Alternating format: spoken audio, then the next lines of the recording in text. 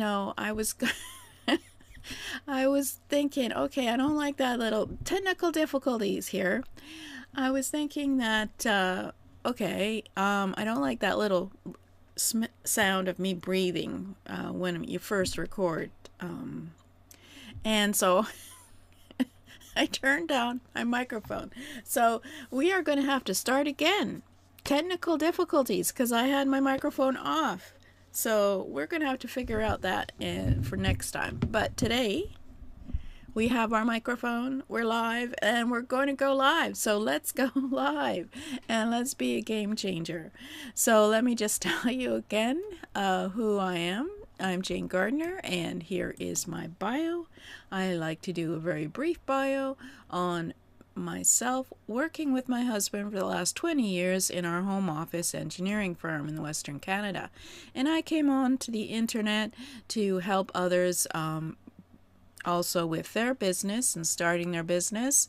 I'm an artist with pets. I like to do painting and graphics, and we are in this is episode 26 of the Let's Go Live show. We started back, I think, in July of 2024, and we talked about, well, here, let's go to the outline. We talked about why you need to go live and your mindset and studio setup. And we didn't even pretend to do video off camera because you need to be able to be on camera in order to do a live, personally, I think. And we will be starting to talk about we did talk about the free platforms to go live, but I haven't done any demos on them yet, or the demos for open broadcasting software or on-stream, live stream, etc.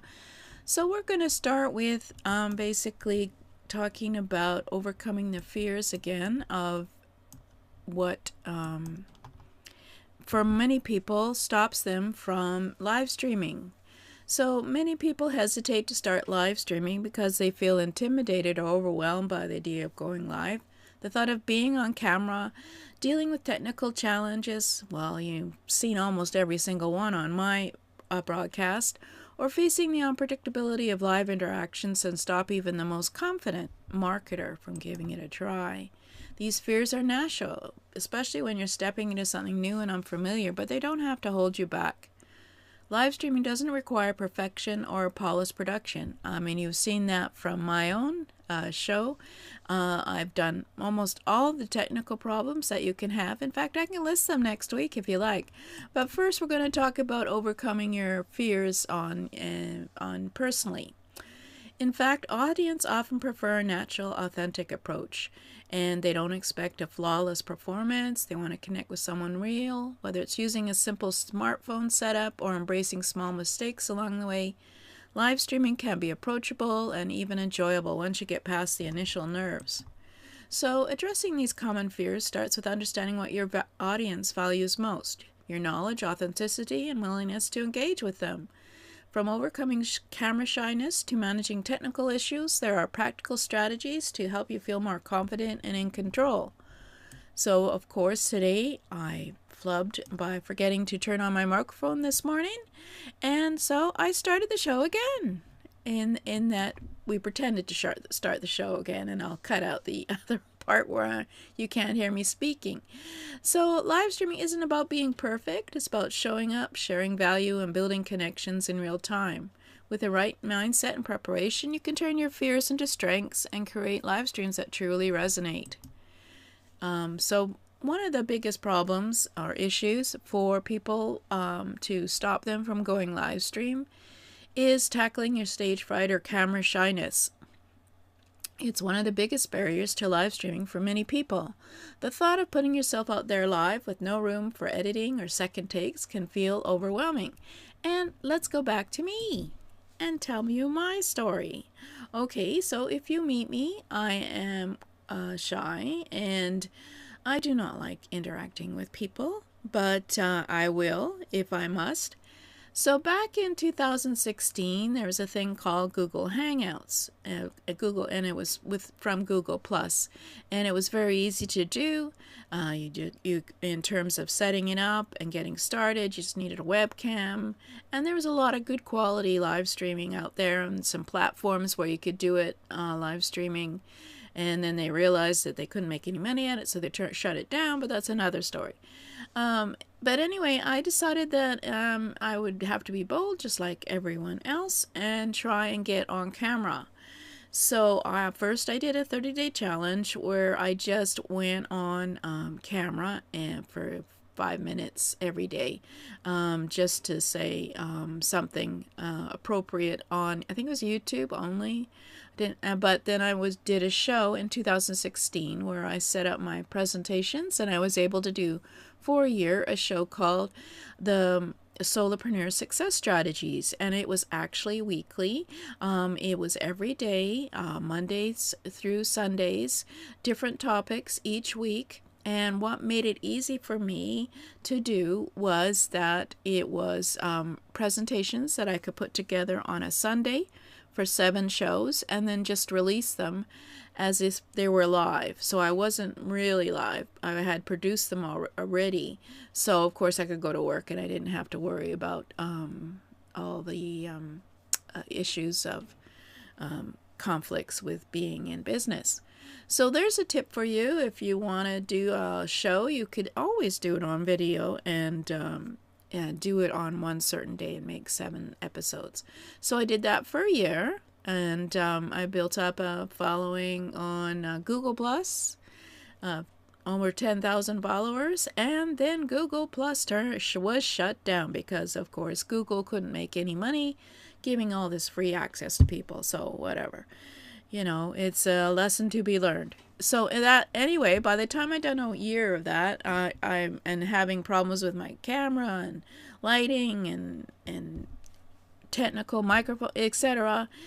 I felt confident enough that I could continue on. So that's what I do. That by doing it every day, it really got me used to being on camera. So the thought of putting yourself out there live with no room for editing or second takes can feel overwhelming, and you can screw up, and it shouldn't stop you. Ooh. But the truth is, you don't need to be perfect to connect with your audience. In fact, being authentic and approachable is what draws people to you. Live streaming isn't about delivering a perfect performance. It's about showing up, sharing value, and creating real interactions that matter. One of the most important things to remember is that your audience doesn't expect you to be a polished news anchor or a professional actor, unless you are, and you're trying to show off your professionalism.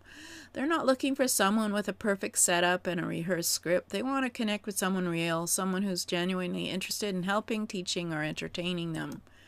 Accepting this can take a lot of the pressure off. You're not being judged on your presentation skills. You're being appreciated for your knowledge. If the idea of being on camera makes you uncomfortable, start by practicing.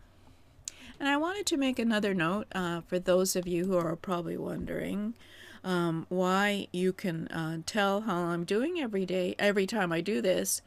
One of the things I wanted to do was not to wear makeup and be perfect and everything coiffed, because that can really stop you, especially on the days when you have a cold like I do now, and on the days when you don't think you're looking up to par. So the way I go through that is, of course, I adjust my lighting and I adjust my broadcast software in my camera so that I'm not too close on the screen, so you're not too worried about looking at me. And today my color is off. I don't know why, if it's the lights, they're too close, but I went and did it anyway. So that's what you have to do, is you have to learn how to do it anyway. The reason that Nike has such a great logo, Just Do It, is because, yeah, just do it. So let's practice. Okay? Accepting this can take a lot of the pressure off. You're not being judged on your presentation skills. You're being appreciated for your knowledge. If the idea of being on camera makes you uncomfortable, start by practicing. Obviously, I did that already. Where is my next one? You don't need to go live right away. Open your camera and use a private live stream setting to get used to speaking while being recorded. Watch the playback to see what works and where you might want to make adjustments. So let's get back on camera. So you can practice. You could practice for a year before going on camera if you wanted. YouTube has a unlisted setting where you can do a live stream there, and you can then make it unlisted so no one can see it unless they have the link to it, and you could use that as a way for you to practice. Facebook, I think you can also make it private, and yeah, so you don't always have to be live and in the stream if you don't want to. So often you'll find what you're worried about isn't as noticeable as you think. This practice builds confidence and helps you become more comfortable with the process. And another way to ease into live streaming is by focusing on your message instead of yourself. If you're nervous about how you look or sound, shift your attention to the value you're providing. Remind yourself that the audience is there for the information or experience you're offering, that you have the value that they want. They're not watching to critique your appearance or performance. When you're concentrating on helping your audience, your nervousness often fades into the background. So if you're still hesitant to appear on camera, consider an alternatives allow you to deliver your content without being front or center. Screen sharing is a great option, especially if you're teaching or demonstrating something.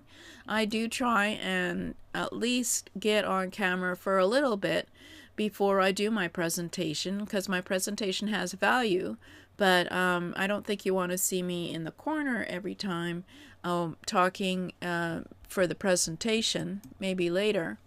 For example, if you're explaining how to use a specific tool or software, you can share your screen and walk your audience through the process step by step. This approach keeps the focus on your content rather than you, which can feel less intimidating. Filters are another option to reduce camera anxiety. Many platforms offer built-in filters that can soften your appearance or add a playful element to your live stream. While these won't replace your authentic self, they can make you feel a bit more at ease when starting out. And certainly I use my filters on my camera to adjust everything, and next time maybe I'll try and get a more natural. I don't know what happened to my present, well, it's looking better now. It depends on the stream, how I'm looking. See, so you can get obsessed about how you're looking on these things. But I do use a filter and soften. You can also, don't usually want to do a bright filter. You want to make sure it's softened.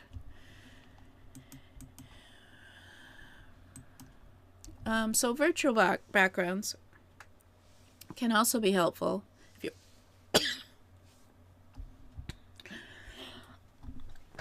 excuse me.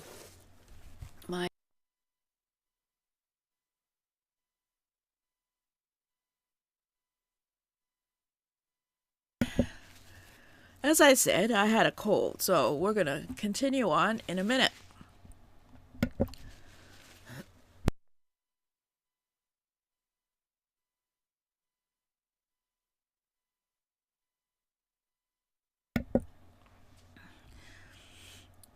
So my virtual background is very useful for me because I am doing this in my basement den, and it's very crowded with stuff. And I'm in a little corner, and so having a green screen and being able to change my background, sorry, but I'm probably red from coughing, my apologies. Having the green screen makes me more confident to feel like I'm in a studio, and I really love the green screens with this is green. Let's see if I can move it. This is, well, it's usually green underneath, but this one's black, and you just can put a screen on top of it. What I love about that, of course, is that it is like being in a news studio.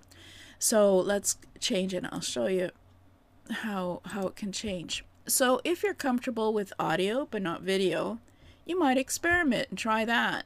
It's certainly podcasting is one of these things that is useful, and you can do podcasts on YouTube. I'm not sure how great that is, but you might experiment with live stream formats that rely on your voice rather than your face. You could use a presentation with slides while narrating over them, which is what I'm doing, but I'm doing it in order for you to take notes if you want. This allows you to share valuable content without being on camera. Podcasts and webinars often use this format successfully, and it can be an excellent stepping stone towards full video live streaming. Another option is co-hosting a live stream with someone else. Having a partner to share the spotlight can take some of the pressure off and make the experience feel less daunting. And I must admit, when I'm having a cold like today, it would have been nice to have someone else do the live stream. But yeah, it would be nice. And certainly having a co-host is a great asset in that they can also deliver their value and their information at the same time and give their feedback on what's happening and maybe some stories, etc. Your co-host can help keep the conversation flowing and provide support if you lose your train of thought or if you start coughing. This collaborative approach not only eases nerves but also adds value to your audience by introducing a second perspective or expertise. Finally, taking small steps to make yourself feel more confident on camera. Wear something that makes you feel comfortable and professional. Set up your camera at a flattering angle and smile before you start. And also maybe blow your nose and clear your throat before you start so you don't cough in the middle. I don't know how I'm going to take that cough out, but anyway. Remind yourself that it's okay to feel nervous. It means you care about what you're doing. And with each live stream, your confidence will grow, and what once felt intimidating will start to feel natural. So yes, now there's becoming a very long list now on technical difficulties and how to deal with technical challenge next time is what I'm going to be doing. And I've got an extensive list including today of technical challenges. So that's always interesting. So to get notifications, checklists, and resources, go sign up at https://jane-gardner.com/live, and you will get the book 7 Steps to Produce Your First Show. And I guess I should come back on camera, even though I should have wiped my eyes before that because I'm coughing. Yeah, so I'm hoping that 2025 to have obviously a challenge, and I've got to start promoting it on and get new people in to and have them do a challenge to get on camera and get prizes and do all that kind of fun stuff. Get some more people out there, because right now I don't have that many people I know to interview who'd be interested here. Let me get back to my outline. I am looking for interviewing entrepreneurs with a show. I know about 5, 10, like on a regular basis, not just doing webinars once a year. Interviews with software companies, well, I could do that one. I'm sure I could probably get those people on.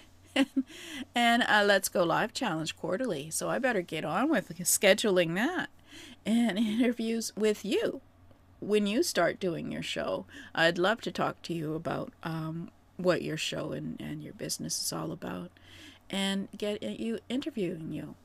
So I had better get back to, where do I get back to? Back to this and get back to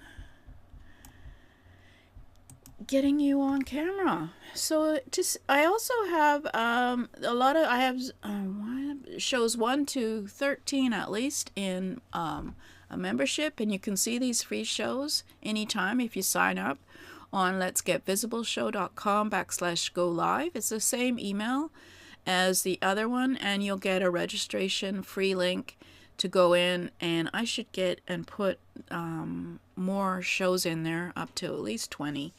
As I'm up to 26 now, I'm building. I haven't done a year yet, so we'll see how it goes. So yeah, that is the show today. And if you have any questions, feel free to ask them at jane-gardner at jane-gardnermarketing.com or Jane at jane-gardner.com. And if you'd like to come on my show and talk about having your own show, you can do that also at Jane. Oh, here, let's put this one back so it's easier to look. I know. I mean, why do I have such a long name and website? At jane-gardner.com, and email me, and we can talk about scheduling an interview and talking about your show and how great it is. So thank you for